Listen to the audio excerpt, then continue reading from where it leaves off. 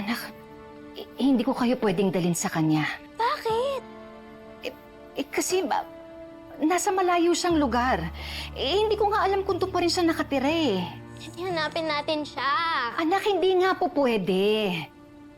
Ayan ka na naman na eh. Umiiwas ka. Kasi anak, tama ka dahil yun lang yung naisip kong paraan para hindi na magulo yung buhay natin, para hindi na kayo masaktan. Bakit ba, Nay?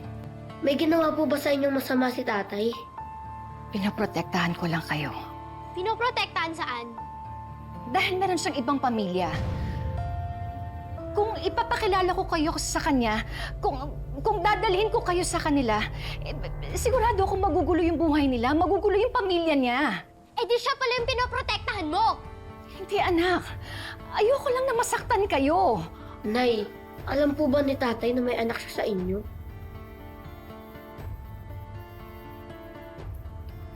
Pero ako na yung kusang lumayo.